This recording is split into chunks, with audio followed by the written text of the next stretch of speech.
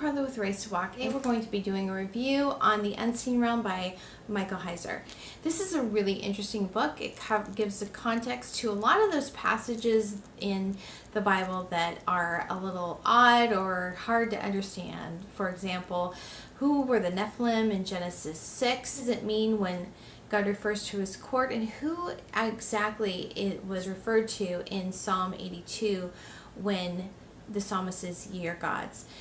All of those things and more are covered in this book. But first, before we get started, a little bit about this channel. Here we share good thoughts about good words. On Tuesdays, I publish videos about books, and on Fridays, I host a live Bible study on Instagram at Race to Walk, and then I upload those on Saturday here on YouTube.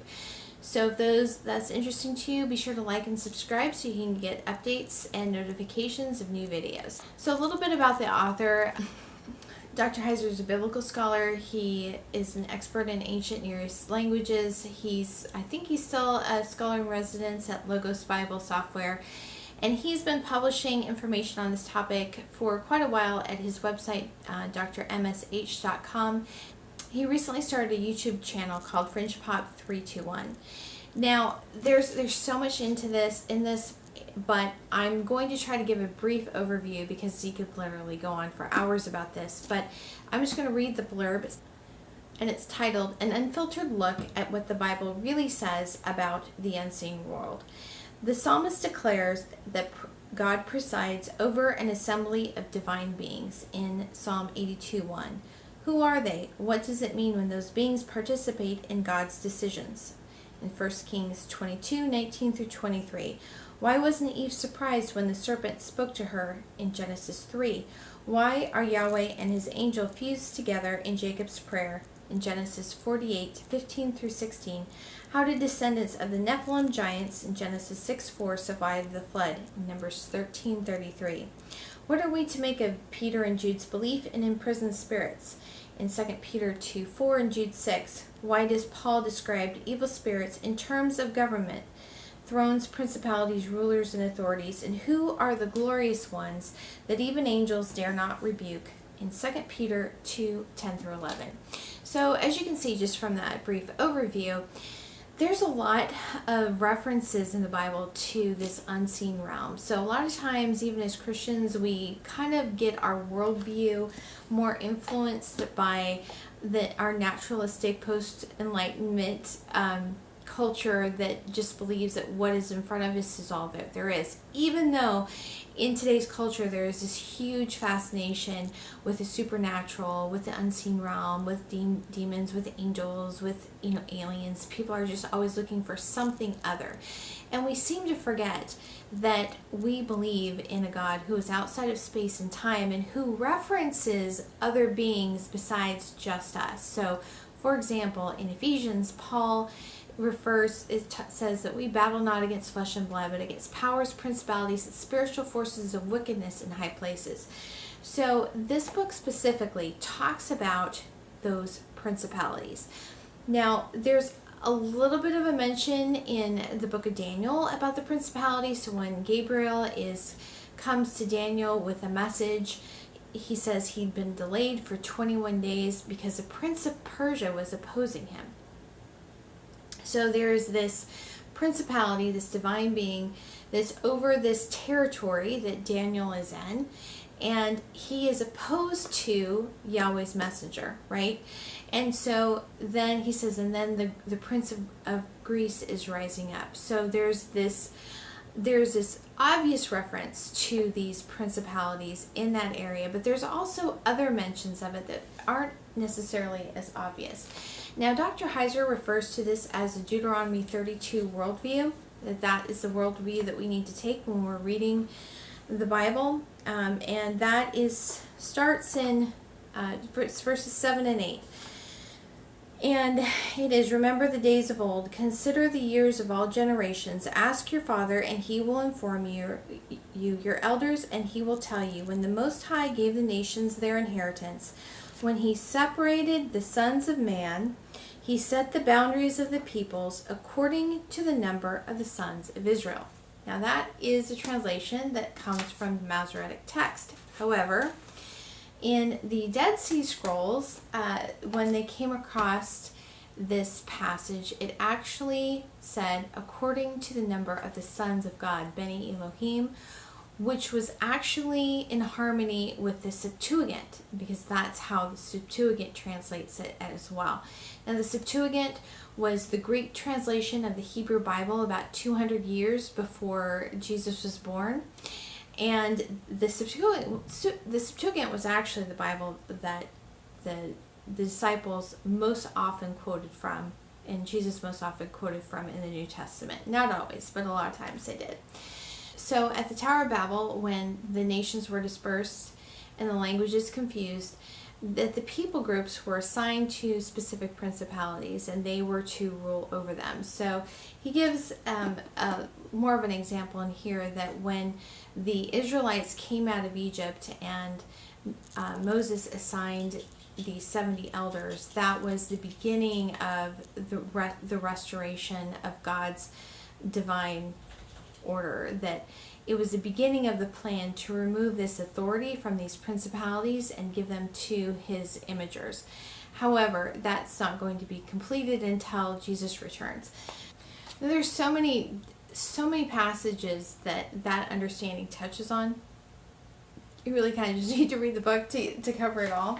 But I think it's important to remember, and I don't want to get this too long because you literally could go into this for hours, but I think it's important to remember that when God gives guidelines and laws, that it's not just because, okay, he just wants to restrict and to control. It's because, as Paul says, the law was as a guard. It was for protection. And the protection is against these other beings in this unseen realm that want to harm God's imagers. And so we need to remember that. So when you look at the laws in the Levitical system, there were things that had to be atoned for. I've talked about this multiple times, that the atonement was not about salvation. The atonement, those blood sacrifices, were to cover the sin, to push back judgment. It was so that it was protecting the Israelites from these attacks from these rebel beings, and also pushing back the judgment that would come from those sins. And so I think that that's important to remember, especially in our culture today, when there's so much fascination with the other, with that unseen realm. People going on these DMT drug trips and wanting to experience these other things, not really realizing how that opens them up to this demonic oppression and harassment. I've had, and you would be surprised at how young it starts. I've had kids in my Sunday school class in Vacation Bible School that they were talking about. I guess there was this video, Charlie on YouTube, and they were talking about it. It's almost kind of like a digital version of the Ouija board, or kind of like channeling, and they were telling me about it, and they're like, no, it's real. I'm like, yeah, I know, don't mess with it. I mean, that's not something you want to get involved in. I mean, people play around with things, and they don't realize they're playing with fire. They don't realize the ramifications that it can have. And what's unfortunate in that, at least in the Western church, we've really gotten this naturalistic worldview when we're living in a supernatural world. There's more dynamics, and we of all people should be aware of that. But it seems like we forget or, block that off. I've had, several years ago, I watched this documentary called, I think it was called Wake Up or something, and this guy started seeing in the spirit, and he didn't know what to do with it. And he went to his family, who were Christians, and their church, and they didn't know how to answer him, and was looking for all these answers, and he ends up going, to this new agey, I don't even know what it was, but I remember one part of the video, and they were sitting there talking, and his girlfriend said, I just wish there was a book we could get. There's just, who can we talk to? And I'm thinking, yeah, there is one, But the thing is, we've gotten to the point where we miss the whole part. We miss what is really being addressed there. And the unseen realm actually helps restore that supernatural worldview of the Bible. There is actually a shorter version of this. The book is called Supernatural. I have a review of this. I had a friend who had a family member that was, kind of exploring the Bible, wasn't really familiar with it, and I actually recommended this Supernatural because I think it gives a context for the passages. So you can read it, but if you're just going from our 21st century understanding, you can miss a lot of what is being said. And I think that either of these books will help restore that. And my friend just loves this book. She said that she's listened to the audio version of it 3 times already. She loves it. I did also this is the same author of The Facade. I did a review of this novel a few weeks ago. And like I said, the concepts and the topics in supernatural and the unseen realm, he integrates in this. When I was doing the review of this book, I didn't want to say too much about it, and I hope this won't be a spoiler, but so the premise of this is that there's this group of academics that come, and they're used by this kind of shadow group in the government to prepare the public to accept aliens. And actually, this is a spoiler, so don't watch this if you want to read the book and not have it blown.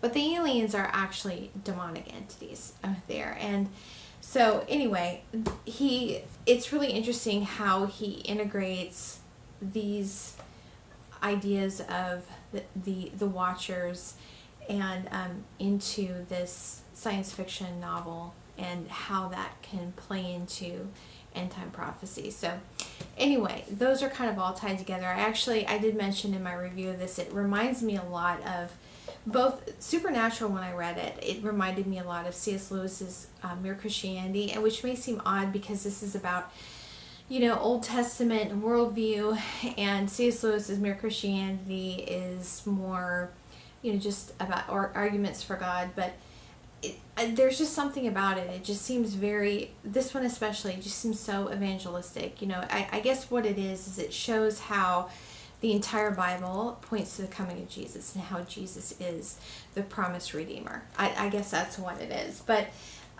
it also, when I was reading The Facade, it totally reminded me of That Hideous Strength by C.S. Lewis. So anyway, if you have not read any of Dr. Heiser's work, I highly recommend it, both as fiction and as nonfiction. But I think that, especially if you're new to reading the Bible and understanding it as the culture that it was written in, these are books that are good to start with. So anyway, that's my speed review of these books, and let me know if you've read anything of his or your thoughts, and thanks for watching, and I'll see you next time.